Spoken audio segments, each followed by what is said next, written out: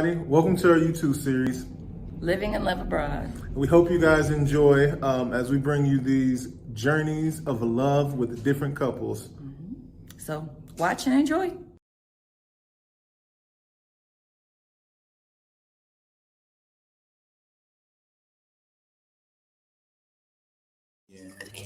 All right, so we are excited to bring our friends, our family, our abroad explorers that when we moved, they moved and we moved. We were talking about this journey about moving and living in love abroad together. Antoine and Deanna. Hey, y'all. AKA Just Because Adventures. Yes. And we have known Deanna and Antoine for some years. We were all living in Houston, Texas, and we attended the same church. Me and Deanna were pregnant with our sons at the same time. Yeah. Anton was my Houston workout buddy. We had a whole working out group. Me and Anton mostly worked out together. Yep, me and Deanna sang on the praise team at church together. So it's been a wonderful journey now with the both of us now living abroad in different places. So we want to turn it over to you guys to introduce yourselves and let us know where you're living and just about a little bit about yourself. Okay. Hey, hi, I'm Deanna, and this is Antoine. We're the Rogers. We have 2 kids, Micah and AJ. They're 9 and 6.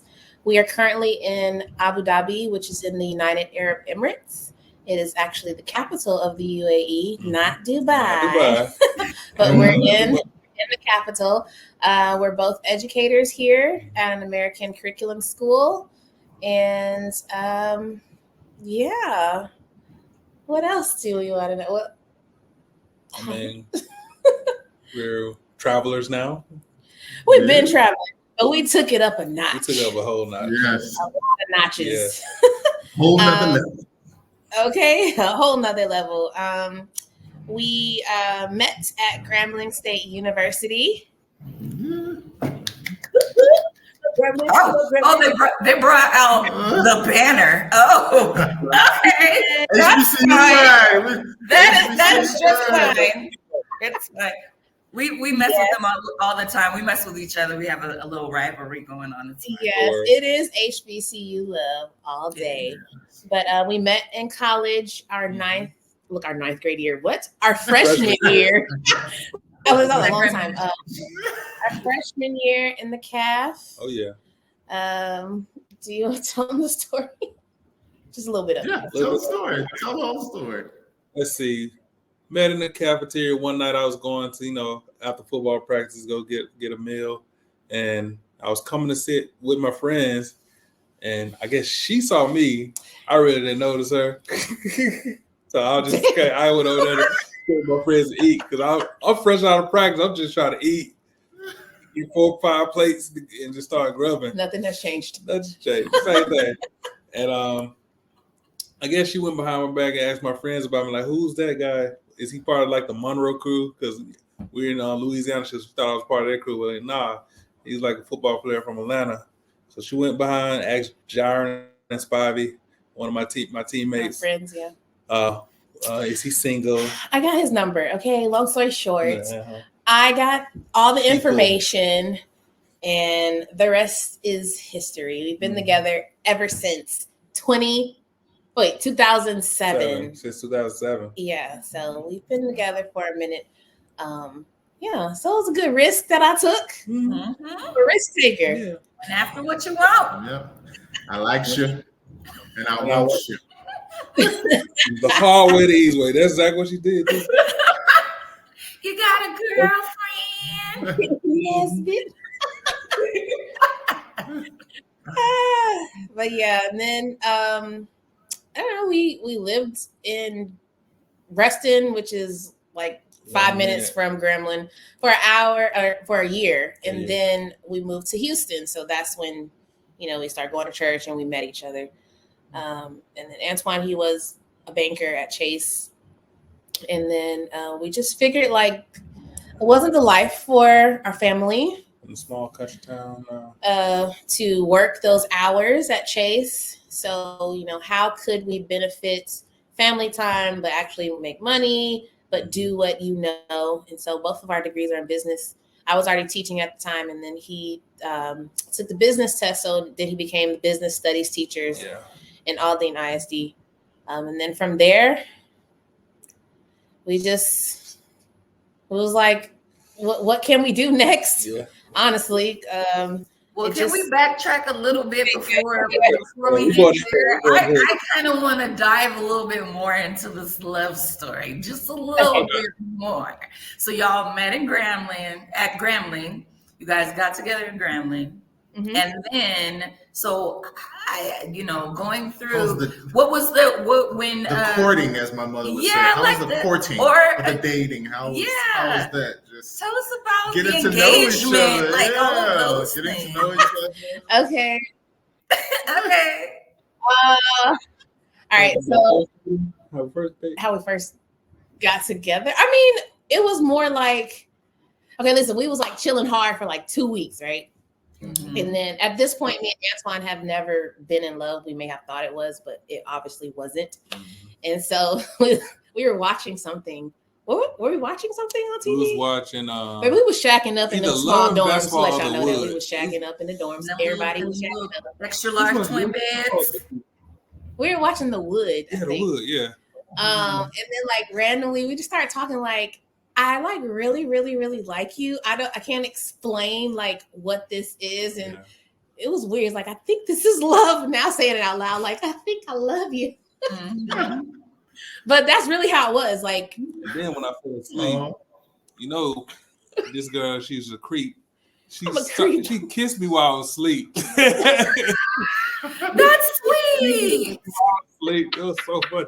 And I woke up. But you kissed me. You kissed me back.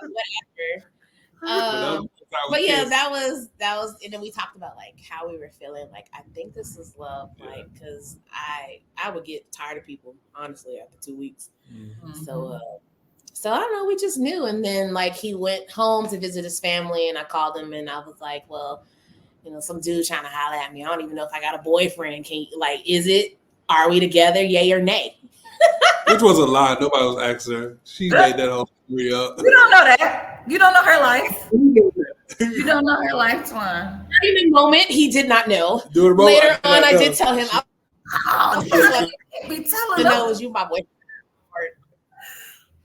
I mean, later on, girl, like years later, I was like, nobody asked me. But yeah, he was like, yeah, we go together real bad. No, he didn't say it like that, but pretty much, we're together. And then I actually left for the military. So like we got together November 15th, 2007. And I left for the military January of 2008. So we were fresh in our relationship, but we were like long distance for like 4 months while I went to basic training in tech school. And then I came back to Grambling and, continued my education because I was in Air National Guard. Yeah. But from there, I mean, was at every football game that I could be at. Mm-hmm. Just supported. We were in the same, we were same major. So same classes. Like we were always together. Yeah. We really was not we were really together. So, and then she was only with me because of the free books. That's why. That's why. I mean, I am very frugal, but that's not why I did business management. Yeah. Don't do that. But I am smart though. So another part in our story, you tell them about that first Christmas, which you did. What I do? Man, the first Christmas. Oh my gosh. Our first Christmas, we got together in November, and Christmas right around the corner. Guess what she brought me for Christmas? Our first Christmas. Oh yeah, how you know I loved him. So I went to Alaska. She went to Alaska, went back home because cold Alaska. Snow, and I was in the commissary, doing grocery, like bagging the customers' things, and you get paid off of tips on base. And I got like $400, almost $500 for a PS3. Whatever Yeah, was the like PS3. big in Whatever came out to us, 2007. I think it was a PS3. PS3. And I bought my man's a Probably a PS3. PS3 as a first gift. Like, how am I supposed to top that gift for a first gift? Ooh, that's love. That is love. That's love. With your tip money? With Tip money in the cold. in Alaska, in December in In Alaska. the cold. Yeah. That's You love. was sprung. You was You sprung. was real sprung. Real Or sprung. like, I'm so glad it worked out because, girl, that was stupid. Right. I'm like, I want my damn PS3 back. That investment paid off. It's all good. Yeah. Nah, yeah, you was spoiled. It's good now. Y'all still together. It's all good. And thank you for your service, Deanna. Always thank you for your Yes, thank you for service. your We appreciate your service. sacrifice, man, for our country. Thank you. So yeah, after that, years went by. Not years, but like 3 years went by, and he asked me to marry him. So we decided Our senior year, that we graduated December 16th, 2011.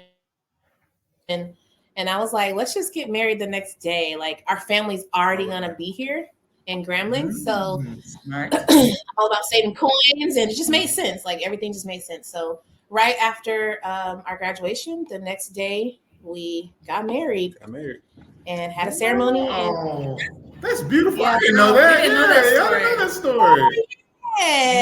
Yeah. Well, I was planning a wedding and grad. It was a lot happening, and then I didn't play nothing. I was just playing football. That was my last season. But then look, the next day after it was a lot going on that weekend. It was our graduation, our marriage, and then the next day he went to go play the national HBCU All-Star game. Sorry. So I couldn't even have a honeymoon. I had to go drive all the way back to Atlanta for an All-Star game right after our wedding. That was your job, though. You know, playing football. That was your job. Yep. Yeah, and after that really was like, his dream for NFL, and so, but yeah, that's our love story from the beginning. And then, wow. Wow, I did not know that y'all got married like right after. I know. That is literally the next day. The next day after graduation. We rented out the Civic Center in Reston, and like all of our friends, it was like at least 300 people. Wow. Oh, wow. Because all of our friends, whatever their majors were, so they attributed to the wedding. One of our friends was a cook. Nice. Or like the DJ, or like we knew that that's what their side business was, or that's what they were going into. So we just used them before they got all big and famous on us. Yeah, before the right. Expensive. It wasn't expensive. We all had college people doing it. That's awesome. That's awesome. Yeah, that's beautiful. Yeah. All right. So we have already established that you guys are in Abu Dhabi. Mm-hmm. So what prompted your, I guess, your decision to decide to, live abroad? Like what sparked that? I'm a military bred. Yep. So she can't sit still for nothing. 10 years in Houston was too long. 10 years. It wasn't even 9 years. We stay 8 years. Nah. We didn't move out here to 21 and we got to Houston in 2012. 13. No, 2013. No, 2013. Yeah. Oh, I guess my math ain't right. Almost, yeah. Wait, what were we talking about? What prompted you to move what prompted y'all to move abroad? No, look, AJ just walked in here. I'm like, go. Oh. You can make a debut. Make a cameo. Hey, AJ. Later. No, he threw me off. Military brat, you couldn't stay still. I couldn't stay still. No, but I mean, I was okay with Houston, but then I was just thinking, like, it has to be something else. Like, this can't be it. Like, so in 2019, I started looking at China, like teaching in China, and just wasn't really serious, but I did mention it to him to see like what he thought. He was like, "Yeah, that sounds cool." And then like I was about to dig in, and then the virus happened. Like coronavirus happened. I was like, "Hell no, we're not going to China. I'm not going to China." It shut everything down. So that's when I was like, we were in debt. How can we get out of debt? They were paying a lot of money for people to go over there. And then that's when Dope and Crafty came.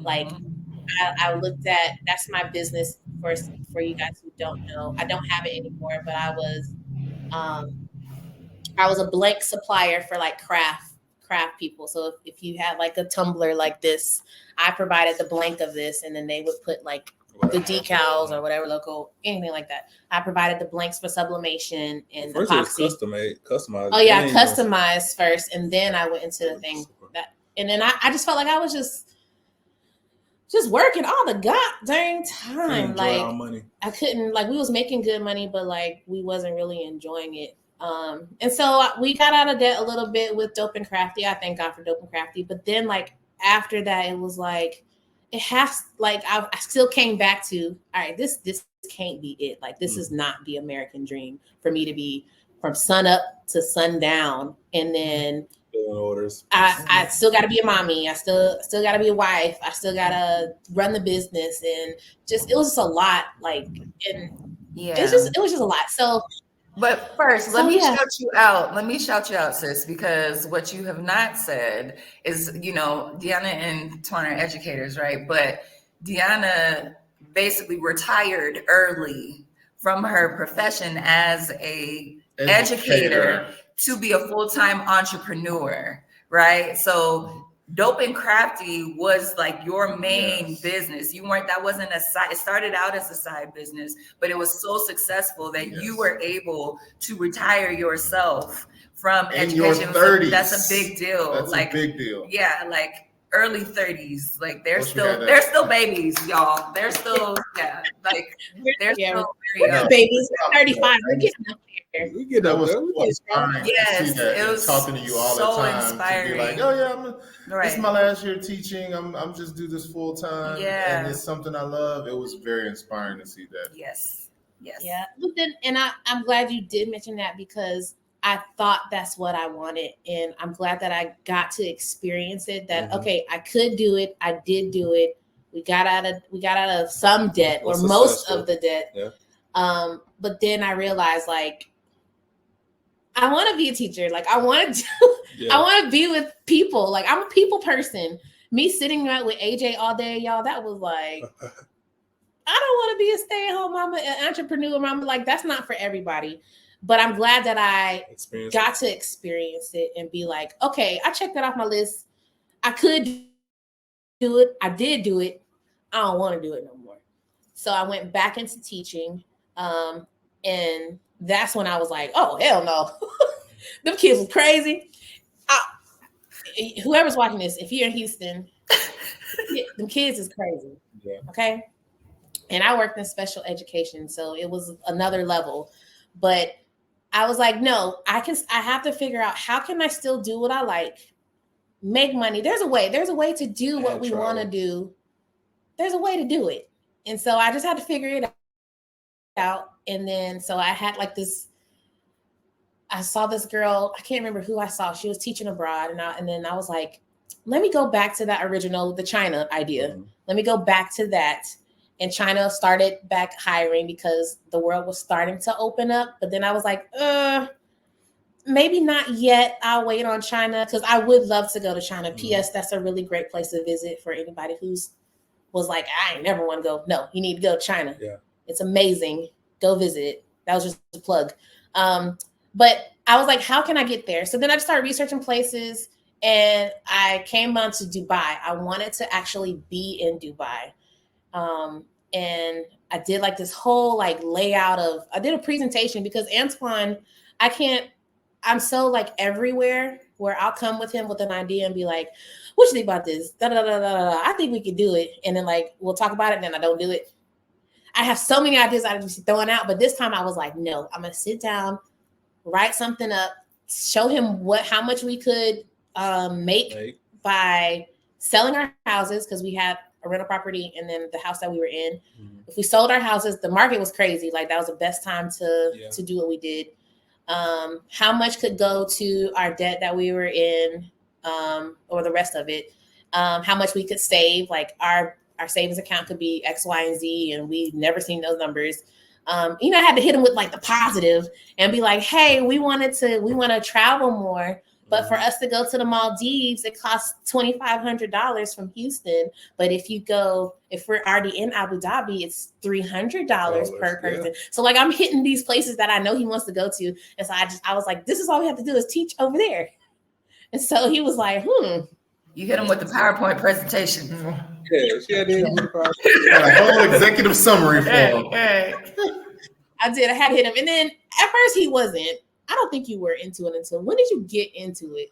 I got into it, I think after I applied. And once I applied and started interviewing, because you was going through 9, 10 interviews. Man, I was interviewing hard. She interviewed hard. And I just did 2 interviews. And he got it. I mean, good for you, but whatever.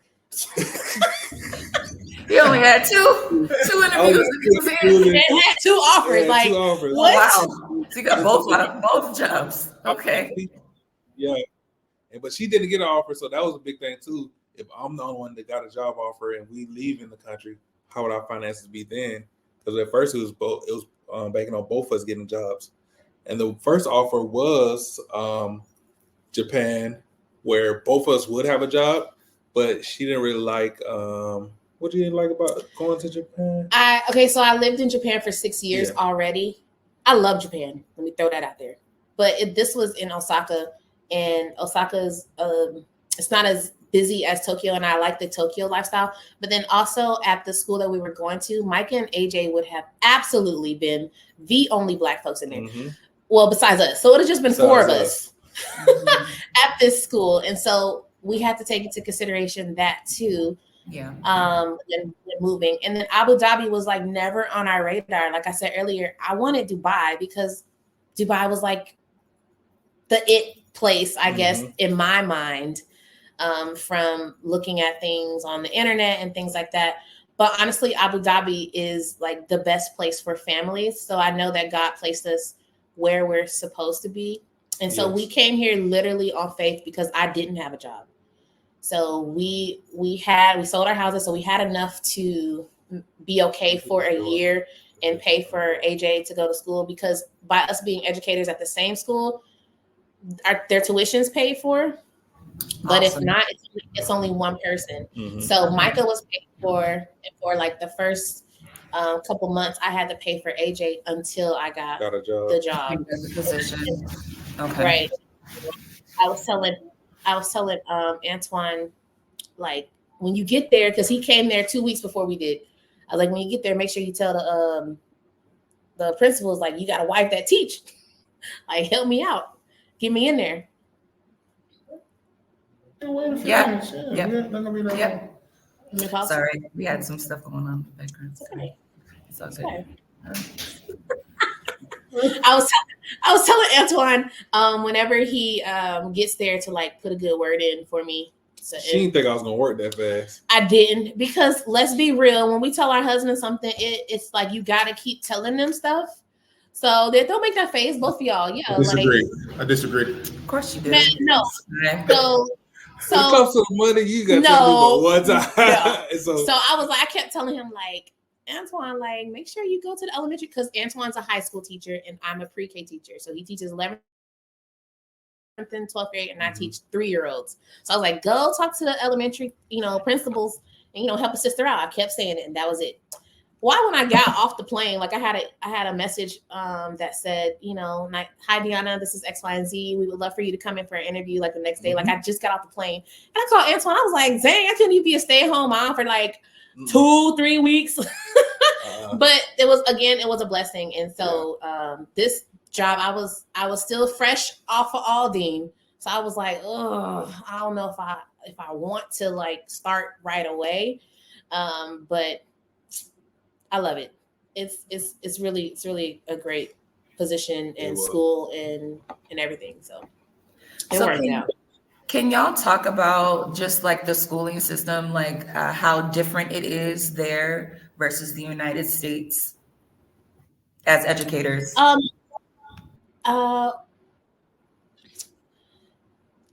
Educator wise, the load is still, I think it's still the same. Mm-hmm. But the students are different. How can you describe years. Mine are 3. Like 3-year-olds are going to be 3 hers is everywhere. different. Since I'm in high school, I get a more diverse feel for my kids because I get kids from every country and of all ages. So from 11, 12th graders, my kids can be from 15 all the way to 17 years, 18 years old, but from every country, from China, from Japan, Emirati kids from Pakistan. We got kids from all over the Canadian kids. So mine is more diverse kids. And with my program, since I'm teaching IB and IB business, you have to actually apply to be in my program. So I don't get the kids that are just put in classes just to be put in classes. You actually have to apply to be in our class, and you have to want to be in my class. So my class is a little bit different than regular classes. So I think only thing I can say is the big difference in the kids' attitude is they want to be in class. They want to learn over here. So they want their education because their parents are paying for it. They're paying good money too. Yeah. Like, But your kid? my kids, I mean, like I said, 3-year-olds are 3-year-olds everywhere. So they're just working on social and emotional skills. Like, but that's everywhere. I mean, it is different though. Like, I don't have a whole class where I'm just wondering, like, oh my gosh, everybody needs special like help. It's not like that. It's totally different. And I can't, you may want to edit this out. I can't really go into detail. We can't really talk about like the kids. Yeah. And not because it's because of the country. Like, I don't know if you've ever noticed, you don't ever see anything bad about Abu Dhabi or Dubai. Like, we cannot say stuff, but I can tell you off screen. Bet. We'll talk about that later. We'll talk about that later. All right. So Hold on. Wait till Twan comes back. Oh, One second. Yeah. He right here because Micah. What you doing? Yeah, go talking. Hey, Go talk to him. Just open the door. Open the door and get the phone. He's not there yet. Girl, right here. Just tell him it's okay that we pause. They're gonna edit it. Yeah, we try to get a KFC, okay? we put this in there. We put this in there. That was my first meal. When we first moved here, I had KFC, and I thought it was the nastiest thing ever.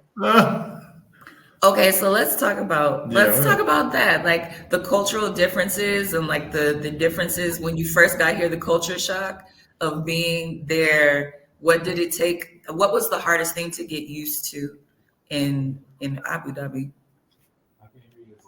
You want to wait for Antoine, or can I talk? Yeah, you can talk. Start. We ask the question again once you come. Oh, I have this question written down. I couldn't find anything like. What was the question? This is the one where we were like the culture differences. So like, strangely enough, we picked a really good country to like adjust to. Like, everybody speaks English. Yes. They have everything that we have in America. It's more westernized in Abu Dhabi and Dubai. Yeah, it is starting to get more westernized. So there's all the KFCs, they got Popeyes, Canes, everything. Oh, they got everything. Like, as far as food wise, like it just wasn't. There's no difference as far as like talking to people or getting around. Everybody speaks English. That's like the universal language here. Okay. So it wasn't hard to adjust. And I was very shocked. The biggest adjustment we've seen so far is just how safe the country is, how safe their culture is around their country. Like, our kids, we don't have to fear for their life in no sense anywhere. Even when they go to the malls or go out and play, like, you see kids running around every mall without their parents, and they be our kids age 9 years old and younger. They be everywhere, and I be like, "Where your mom at?" But I still be with my children because that's just. Sometimes. I think they're frozen. Are you frozen? They probably are frozen, but they're still recording. Can you hear us? We see it. I can hear you. We can't see you, but can you see us moving and stuff? Yeah, we can see you moving. Keep rolling. Yeah, just keep rolling. Okay. So I'm not sure what part. The big culture difference. Like, no, what part we were talking about. I was talking about the freedom of the kids being safe and everything. But as far as the kids, we can send Micah down to the grocery store by herself, send them to the park, just give her our phone. She calls, she go pay for groceries, or even when we out and about, we don't feel like gonna get robbed. Yeah, I don't feel like anybody's gonna snatch my child up. No one does that here. Like, we leave our cars unlocked. Like, my keys, I keep the spare in my car every day. I wouldn't tell everybody that, but you can edit that out. No, you don't have that. Well, but talk about, like, that's a big deal. Like, for us, that was a big deal. Like, I remember we went somewhere and Camille went to this huge water park, her and Noah. Yeah. And they were running around the entire day at the water park, and we were just, us is like, no, because this water park is huge. But we're like, it was like, just let them go. And that was very different for us as parents. Yeah. To be able to do that. Even like bathrooms, like when we first got here, like, we don't send our kids in the bathroom by themselves. No, like, we going with you. Every time. AJ, you come with me. I don't care how tall you or how big you look. If daddy not around, you're coming with me. Come with us. No, we don't do that anymore. And I think when we come back to the States, that's going to be a culture shock. Biggest adjustment, yeah. Is the reverse culture shock. Like, I gotta make sure that I am really, really, really got my eye on my children because they're used to this now. Yeah. And they're gonna be like, well, why you gotta go with me now? And then we gotta explain to them. So I'm dreading that day. However, we'll be back eventually. So that's the big culture shift we saw. America versus other countries, or how safe it is in some countries. Yeah, and there's there's gun laws. There's no active shooter drills at our school. I remember we had our very first drill. I can't think of the name of it. What was it called at our school? What we had to do? We just had to lock it. Oh, it's a lockdown, regular lockdown. Okay, it was a lockdown drill, but I literally had PTSD, not gonna lie. Because the way that they do it, I'm like, are we not barricading the doors? Mm-hmm. Are we there? Are y'all there still? Still recording though. They'll come back on. No. You ready for them? Yeah. So wait for them to come back. Where'd you go? They're reloading. There you go. I'm still here. All right, cool. Oh, where y'all at? What's the last part you heard? No, the screen is like, yeah, so y'all cool. Keep talking. Just, we can't. Last part you heard us talk about. I was talking about the drills. Okay, yeah. Oh, yeah. Yeah, when we had to do a lockdown, I was like doing what we did in the States, like barricading the door, making sure the kids are quiet, and they were looking at me like, calm down. Like, all you got to do is cut off the lights and have them sit in the corner. Okay. But they were talking, I was really trying to get them to understand how important this is. But it's just kind of it's not important because it doesn't happen here. Not saying that it's not important because obviously they're training us just in case something does happen, but that doesn't happen here. If I'm making any sense, but I have PTSD because I was like, you're conditioned for it when we were in the States, and now you're like, no. And so now I'm more relaxed now. Like whenever we travel though out the country, my radars are back on. But I had to learn how to cut it down because I was very a helicopter parent still because I felt like I needed to be. But then everybody's like, no, girl, you can chill out. Nothing's gonna happen here. It's fine. Yeah. Abu Dhabi was rated the safest country for the 7th consecutive year. So I guess that makes us feel a lot better. Yeah, that's a big deal. Being in a country that's safe. You have to wear. And I mean, you probably can't talk about it, but just being that we're African American people, you ain't got to worry about that either. Is that? And I'm glad you said that because, you know how when I said Japan, we didn't want to be the only ones there. I didn't realize that Abu Dhabi has probably the largest amount of African Americans community in the UAE. I thought it would have been Dubai, but it's not. It's here. Yeah. I know you're gonna ask questions about staying with our roots and stuff, but there's all kind of Black parties everywhere. They just have a Divine Nine party. They have all kind of stuff here where it just doesn't feel like I'm away from America, even though I am. Well, I'll pivot into that. How have you found a supportive community amongst African Americans or just in general? And don't have to be African American people since you moved to Abu Dhabi. I mean, is it right? Did I say the right Everyone place? is Abu Dhabi, yeah. You did. Everyone is super, super, super nice here. In every race, like everyone's very helpful. I have the people at our school. Like I literally have two sisters from SAI that work in my school. They're both Mike and AJ's music teachers. Antoine is playing like football, American football, not soccer. He's back playing football here. Like they have so many things to make you feel like you're not missing out. Or if you are, like if you need a KFC, you could get KFC. PS, we have KFC. But their KFC does not have mashed potatoes. That's the only thing. I'm like, dang. What are mashed potatoes at? Are y'all still there? Because this is weird.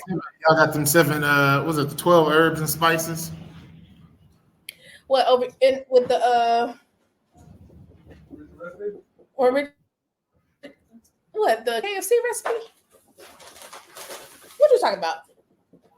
Yeah, the KFC recipe. Like, so I will, like our chicken here is not, it's not seasoned. It's extremely At KFC. fresh. No, we don't have a KFC. We don't have a KFC where we stay. It's a KFC in like another city, but not here in San Miguel. We have what's called Mr. Crunchy. Not Mr. Crunchy. No, Mr. so Crunchy. we had to remember when I said like KFC was my very first meal when I got here and I did not like it. I think it's because I was definitely fresh off the plane and I still had all the bad things that they feed us in America as my taste buds. So I had to get used to the freshness and the everything is more healthier. A lot of things are banned here. Like real frosted flakes, real tricks, like cereal, like the cereal that they have. My kids were like, what is this? But I mean, now they eat it because we're used to it. But I think that was back to the culture shock. Like, this does not taste like what I know. Especially Oreos. Yeah, that's never gonna taste the same.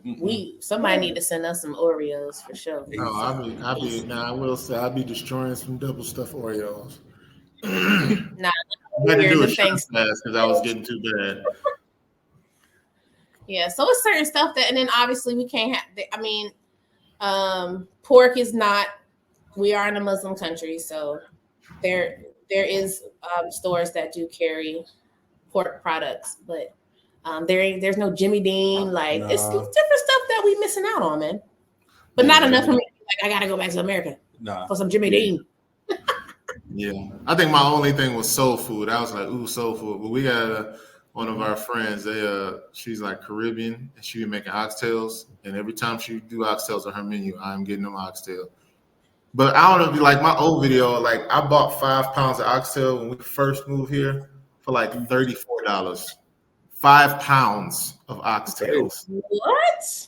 I remember I was telling someone when we left the States, I went to this restaurant with my frat brother. And I got an oxtail meal. It was $40 just for that meal. There was like 3 oxtails in that meal.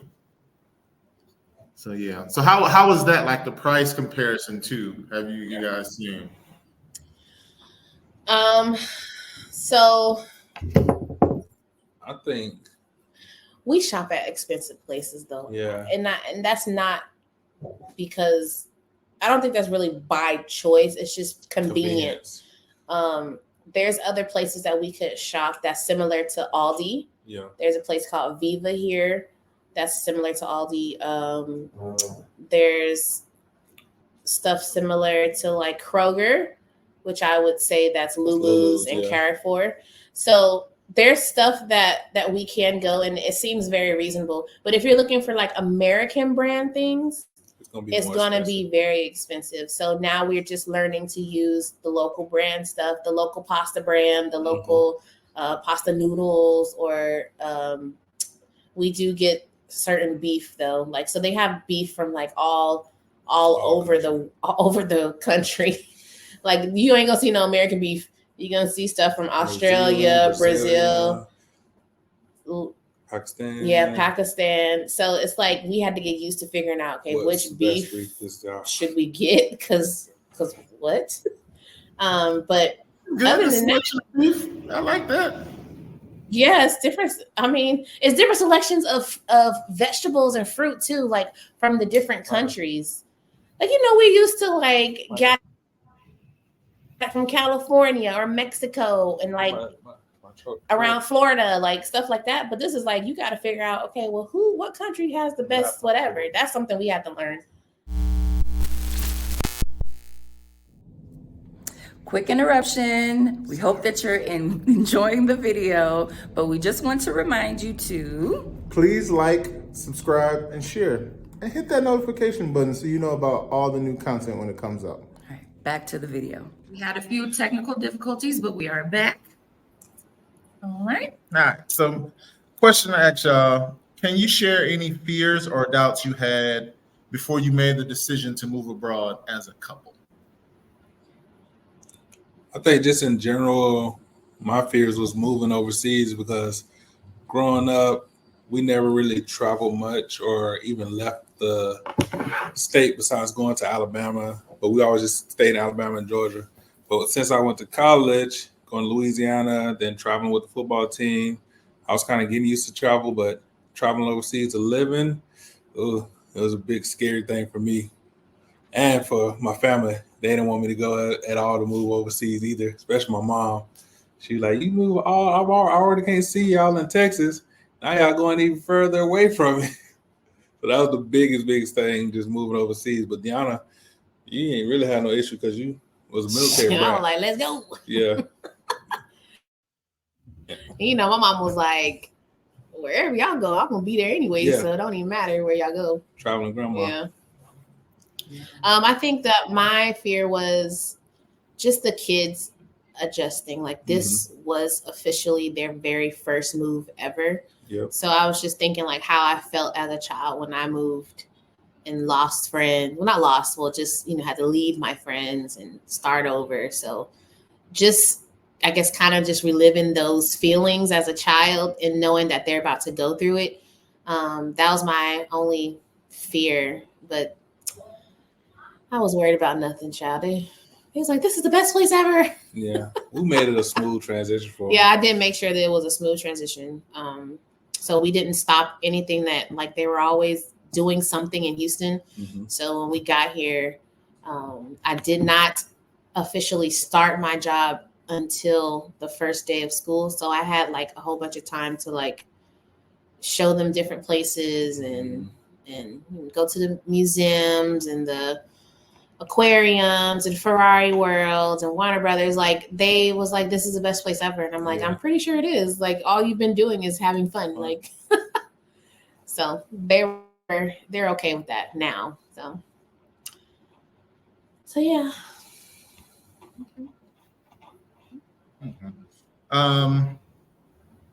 And what was a good one? So I'm gonna pivot because we were talking about supportive communities. Y'all were talking about how Abu Dhabi has a large population of African American people there. So, in what ways has living abroad enriched your understanding of others' background and culture since you're in a different country?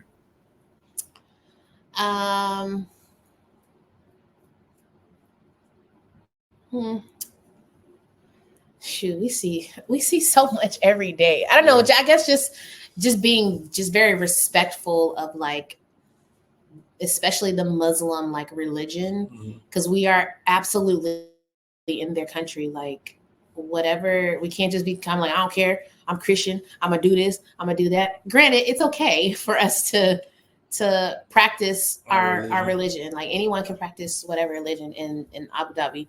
But like, for instance, it's Ramadan right now. So like, we're not walking around eating because that's disrespectful. Like they're fasting right now. So just having, it's not sympathy, but like just an understanding of things that we can and cannot do because we are a guest in their country. So just making sure that we know the rules, follow the rules, and just respect everything that they're, wanting us to do. I do have students from, other countries like Palestine and in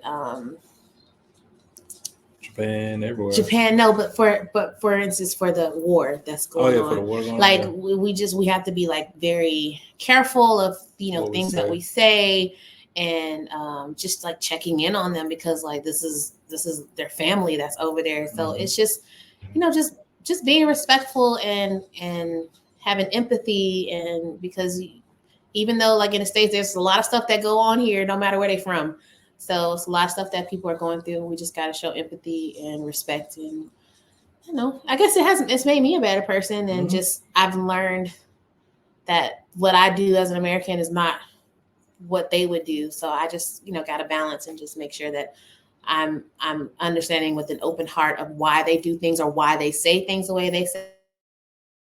They may not be rude. That's just how they talk. Like it's just different things that we just had to kind of adjust to.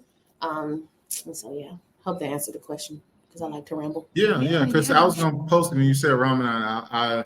It popped up on my Facebook memory. I think a couple years ago you posted about just being respectful, being compassionate, and having understanding of the students in Ramadan. I don't know when you posted it, but it comes up in my memory, and I usually post it. And you was just saying these are some things as a not only as a person that's living there, but also as a teacher to help out.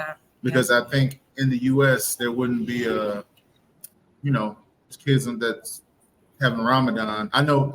So I'll use me when I was a manager. I had 2 people on my staff that did Ramadan. So I made sure, like my other staff, like we don't eat lunch at our desk. We need to go to the break room because they can't eat.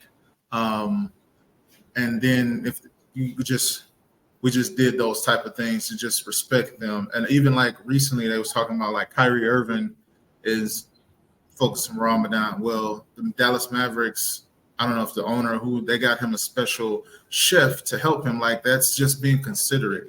Like you don't hear in the U.S. people ain't, if you got to work, you got people coming in with granola bars and somebody else standing around. They don't care. But in another country, you care. But they care about your religion too. They respect your religion. Yeah, they do. Yeah. So you were talking a little bit about like the rules, like when you first got there, like just understanding the rules and being respectful. So what were some of like the things that you had to get adjusted to? Like what were those rules?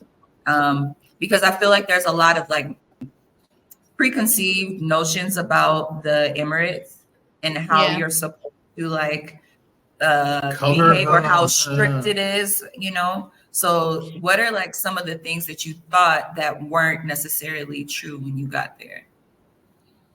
I thought that I was going to have to wear hijab and but I didn't think you had to. No, I didn't have to wear it. Yeah, but I do have to. So in our school, I can't wear this. Like it has to be at like my elbow or whatever, like the dress, and then like I can't show cleavage, but that's not. Can't be too tight. Yeah, my skirt can't be tight, and it has to be like past my knee. But that's something that I didn't realize. Don't you be showing that sexy kneecap. I didn't realize that I had so much like clothing that's like this. So like it's just getting a cardigan or something to like cover it up. But honestly, the parents, they really don't be tripping.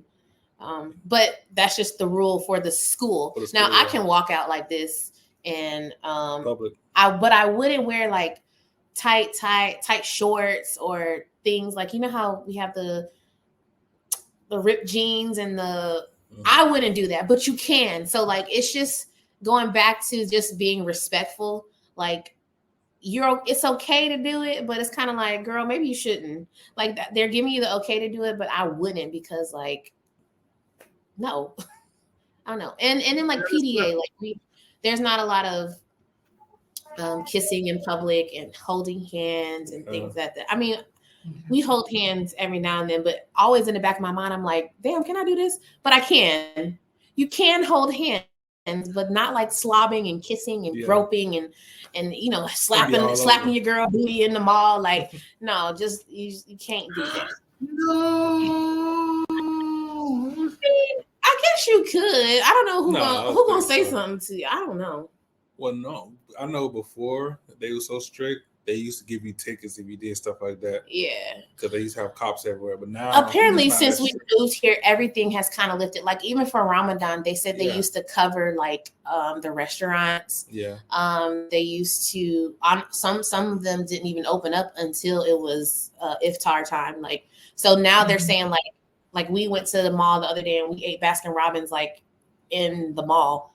But you wouldn't be having able to do that. So everything is kind of relaxing as far as rules. Mhm. Now, when people are thinking of what the rules were, it may have actually been that, but now they're starting to lift these things. Mhm. So you can come over here and just, dress how you dress in America, as long as there ain't no booty, coochie cutters, Mhm. Right. and Right. showing. Or sundress. You can wear a sundress, Swan. He's tripping. Sundress. I mean, Sundress. for our people, Yeah. sundresses they hit a little different when we wear sundresses versus But, some but others. listen, Yeah, you the white can, people wear sundress. you can do honestly whatever in Dubai. Like you can wear whatever. What Drake said? What Drake said? I don't know. Nothing. You muted yourself. I muted those. She's been muted. Yeah, she muted again. She muted. And he was still muted. Oh, Lord. Yeah, but I think in Dubai, I think you can do a lot more, in my opinion. Yeah. I mean, obviously you can't cuss out the folk because that lady she was in jail. But Yeah. that's anywhere. Not you're gonna go to jail, but don't be Yeah. cussing out everybody. What's wrong with you? In somebody else's country. Period. Right. All right. So I wanted to ask another question. It's not really on the script either, because we were talking when we were off camera about just the community here. You were talking about that there's a large population of us here. Mhm. So can you talk about that and how the community, how is their community support there in Abu Dhabi? So I'm not sure how we even got involved with like how to. I think it's just because we all work together at school. Yeah. And it's like we come together, like even Black History Month, we all like took Black History Month picture. If there's something like birthdays here are celebrated, like if it's your birthday, they're expected, like they're putting money aside. Like, what are we doing to celebrate? And that was different. That was a culture shock. You gotta pull teeth to get people to come celebrate in America. But here it's very different. So like we would brunch together. We would just celebrate everything. We had like Christmas parties, a Juneteenth party. And it's just like, if you don't know somebody, maybe somebody would invite them and then you'll like somebody knows somebody. And then you just kind of come together. You meet people at,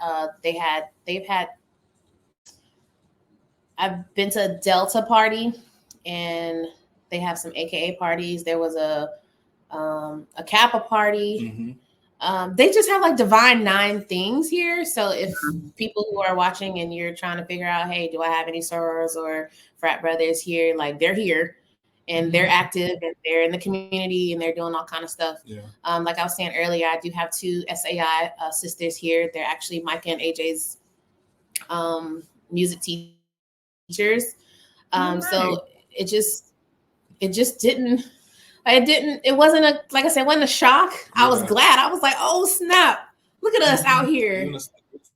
Right. We doing on like what's up?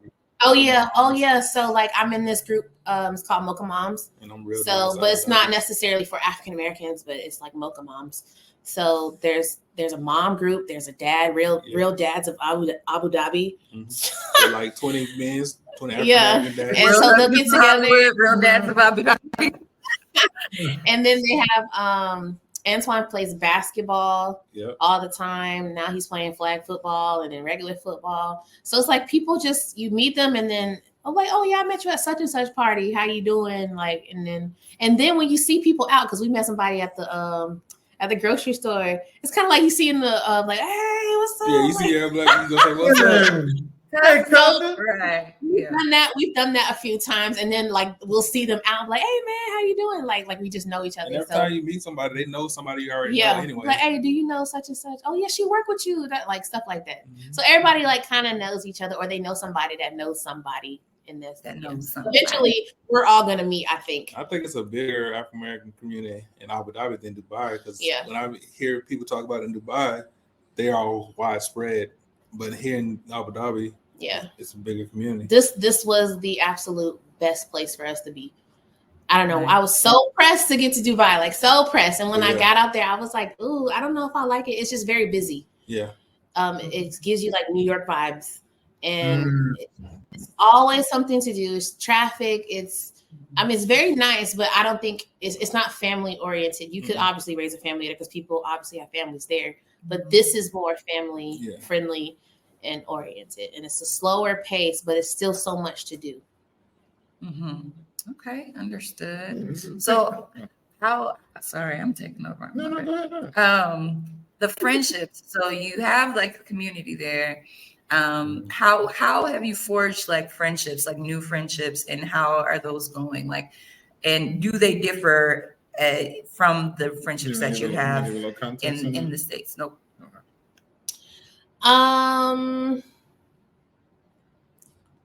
No, it doesn't differ. I think we meet the people the same way. Like, I think all of our mindsets, I think, are the same. Yeah. So like everybody is here for a good time, like not a long time. I was kidding. They could be here for a long time, but they're here for they're here because they wanted to save money or they wanted to travel. So like we're like-minded, or they're family oriented. So we'll meet up and let the kids play together, or a double date, or even plan a trip together. I just went on a trip with a friend, and it was like, oh, I want to go. Like, okay, like I was shocked, not gonna lie. Like, y'all want to go? And I was expecting no. It was a yes. I was like, what is happening? Yeah. Like, this is great. Like, if you extend the invite, like people are gonna come. So I think the like-mindedness of everyone here kind of elevates the friendship, because it's kind of like if I text you and be like, hey, Mariah Carey came. Hey, Mariah Carey's coming. Y'all want to go? Absolutely. Buy the tickets. We'll pay you back. Like stuff like that. Like it's different. It's different. Like you don't have to beg to hang out or and sometimes it's like, nah, friend, I can't do it right now. And you understand, like, yeah, girl, we've been gone like every weekend. Let's chill. I don't know. It's just, and everybody's close together, kind of. Like Houston was so big. But here in Abu Dhabi, everything's here, and like the main things that you're gonna do, we can meet up. I don't know. The friendships. The way we forged them was different too, because we meet like Micah had a friend in her classroom. We met their parents through them. So, and through our teachers at school, we just meet people in different ways. Oh yeah, and like friendships as far as, so like in the States, you really don't become friends with your parents. And I know Antoine doesn't. This is different for me. He don't do it still. But I hear it was kind of like, oh yeah, I hung out with his mom like last week, and I was like, y'all hang out with your kids' parents? Like, what? Like, since it's like a community, like for real, like it's an expat community. Like they expats too. We just happen to work at the school. Yeah. So it's like, hey, you want to hang out?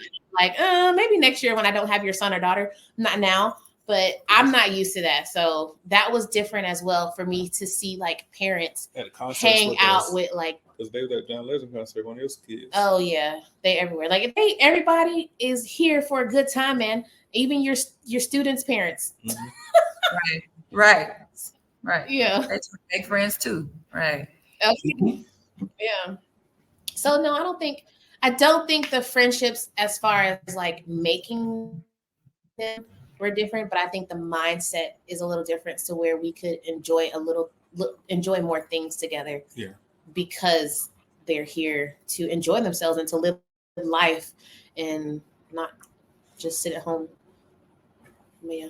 Hope they answered it, child. I'll be rambling. Yes, you did. Micah. I challenge it. Come here. Okay. What is okay? So we're gonna get a little in your business. What are some of the biggest challenges you faced as a couple living abroad?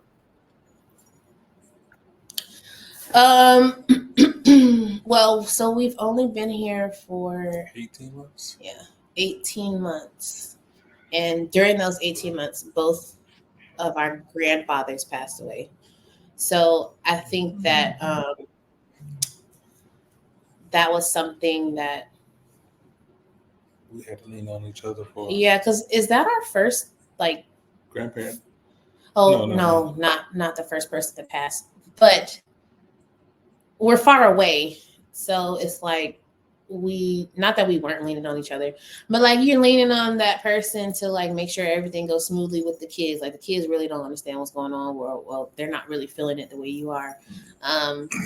Financially, like how are we gonna get back fast? Like that's some stuff we had to go through, but thank God for a savings account and emergency funds. I think that was probably the most challenging thing thus far. I hope that would be the only challenging thing.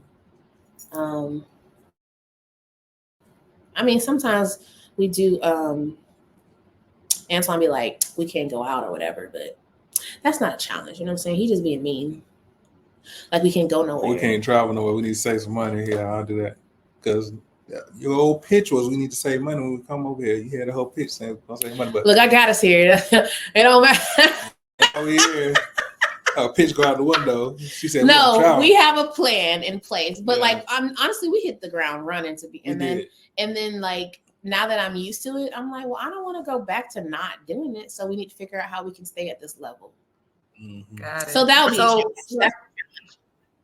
be. And for those of you who have yet to tune into their socials, Just Because Adventures, when you do, you will see all of the wonderful places that they have traveled to, because they be traveling, okay? Like, and they don't be like, oh, we just gonna go for a couple of days. They be like, we're just gonna go for the month, you know, like, yeah. So just the summertime, man. Yeah, like we only. Okay, that was a long time. That was a long time. But I was there a month. We were. Yeah, we were. Yeah, we've been to nine countries in 21 cities since we've like been here. And I'm like, when I looked at it, I was like, golly, like, but it's so cheap. Like it's so cheap, yeah. We're not rich at all. And I don't want people to think that like what was the flight comparison said? $2,000 per person. $2,500 to go to Maldives from Houston, and then it was $300 to go. And then like even like Egypt was like $150 to go to Egypt. Like it's so cheap that and like I was saying, it's not like we have so much money. I don't have designer. He don't have like the things that we splurge our money on is travel. Right. So yeah. Like honestly, we make less than what we made in Houston, both of us. So but we don't have to pay for housing, right? And that was huge. Right. Yeah. And then it does help that you have a cushion in savings, but yeah, our money go to travel, child. That's probably why we just need to stop. But I'm probably not going to stop, because what was the point of us closing down a business, selling our houses to sit in our apartment? Like that don't make no sense. Facts. Well, y'all got a head start. Yeah. Over here. Well, child, I'm itching to go out tonight. I know. Like I'm sitting in here. Look, so we ain't trying to hold you too long. We're not gonna hold you. We're not gonna hold you too much longer. We got like 2 more questions. But what we are gonna do is we are gonna plug you and try to connect you with another amazing influencer, Brown Girls Invest 2. Okay. Because maybe to keep y'all traveling and also keeping your nest egg growing and doing those things. So shout out to Brown Girls Invest 2D. We'll connect y'all because y'all we got to keep seeing the adventures. We live vicariously, man. We're trying to get like that, right. All right. Y'all so need to come over here and visit. I know. No, Yeah. that is the plan Yeah. for So next year for sure. Right now, a lot of our funds are going to renovating the house. So that's the only reason. So we're Getting being our disciplined income in that properties plan. up and running. Yeah, That's so what we're why working not on. traveling. As No much. worry, we signed another 2-year contract, so y'all got 2 years. Yeah, I'm planning for next year for sure. And y'all gotta come here too. When we get the income properties up, y'all gotta Child, we don't know when we coming back to the States, baby. I don't know what close to the States. Mexico. That's how much the States cost. Flying to Mexico, might as well go to the States. Oh, dang. Well, you can probably if you want to, but I'm just saying, like, No, we do. you have a place. You'll have a place. You won't have to pay for housing. Trying to go to Japan because there's this Gundam in Japan that's supposed to be leaving, I think, this year. It leaves March. It leaves the end of this month. Yeah. Oh, I thought it was the end of the year. This month. I'm sorry. Oh well, that's fine. No, but we are going to planning Japan next year too for Camille, because Camille loves Japanese culture, and we're trying to get her over there. So. Oh yeah. All right. All right, so we're gonna start wrapping up. We're gonna start asking y'all. So looking toward y'all future, y'all plans for the future. So the first question I want to ask, how do you envision your future together as a couple living abroad? So like some of your family, living abroad. You think you're gonna continue? Any more kids? Nah, you know. I already know the answer. And if y'all don't know it, that's a no. No more kids. We have a boy and a girl. Like, I think we're good on that one. Yeah.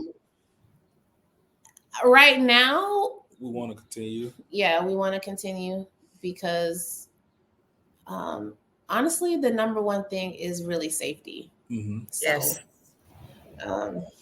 It's like we can go back, but it's like, why? Besides family, like I don't want to be like why, but besides family being there, like what are we benefiting from? Like, I'm gonna go back, have to pay rent. I'm gonna go back, have to pay for 2 cars because thankfully we work at the same school, but that's not how it is in America. Like, I have to work in an elementary school. He would have to work in a high school. So there's 2 different cars right there. We're gonna get a house. Like, that's off rip. Like, that's bills. Bills. And we don't have to do that here. We get a good amount for housing, and I mean, it just don't make sense. Now, if it did make sense, we would definitely go back. Like, if Micah came to us, and that's our oldest, and she says, I want to do my high school in the States, then we would look into it first, figure out why she feels like she have to do that. See if there's other alternatives in this country for that. And if not, or go to somewhere else. Like, I mean, Saudi Arabia pays great. I mean, there's other countries besides Abu Dhabi who needs international teachers. So there's other ways that we could do it. But right now that we've seen that the grass is actually greener. I'd be international for I don't know. And I know some people are going to be sad to hear that. Yeah. Sorry to our family. They'll be all right. They'll be all right. You can't explain it to people until they experience it. Until they see it. And I think when Ms. Zena, how we said Ms. Zena came, like she came over here and like they was like, okay, I see why you like it. Mm-hmm. I see it. And I'm like, okay, good. Like I can't explain it. It's just better. Right. Yeah, I had the same thing. And I love my country. Like, I don't want it to be like, oh God, I just hate America. But I'd rather have peace. Yeah. Raising my children and then and traveling more. So yeah. Indeed. All right. So last question. What advice do you have for couples and families that are thinking about making the move and living abroad? What advice do you have for them?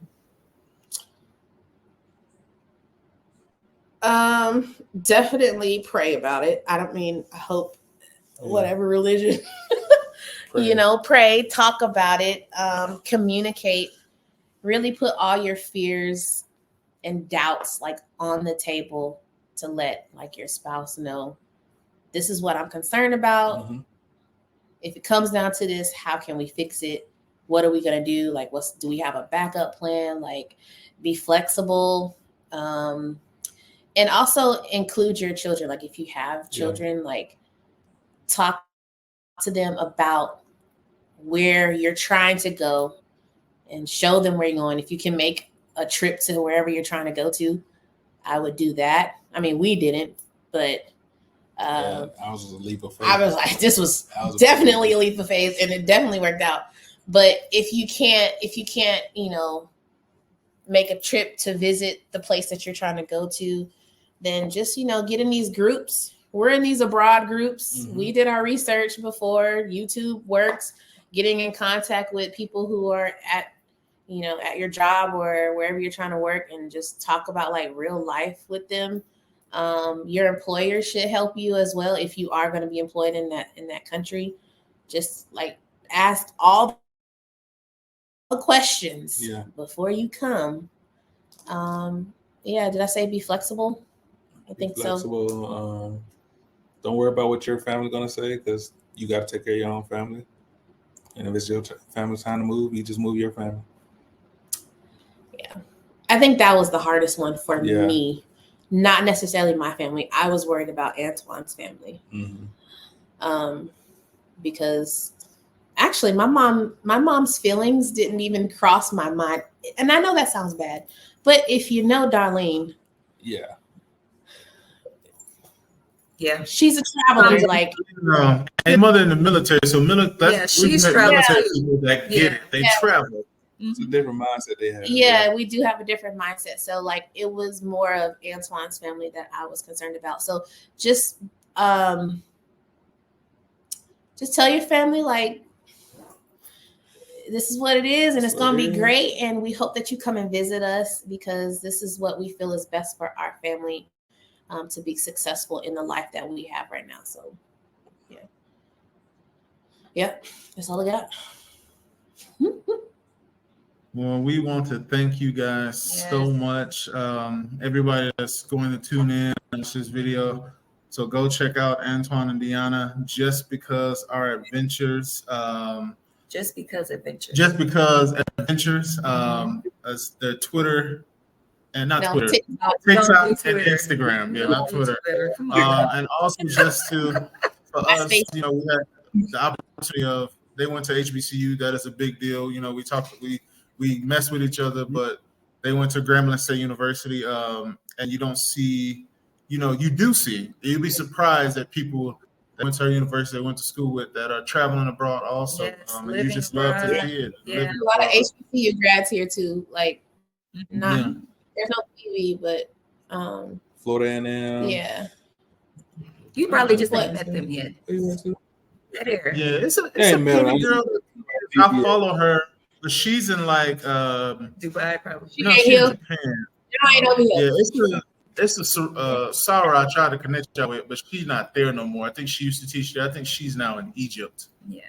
And Purvey was actually here. There was a cohort of students exchange for an immersion program. We met up with them like last week. It was pretty awesome. Oh, nice. Yeah.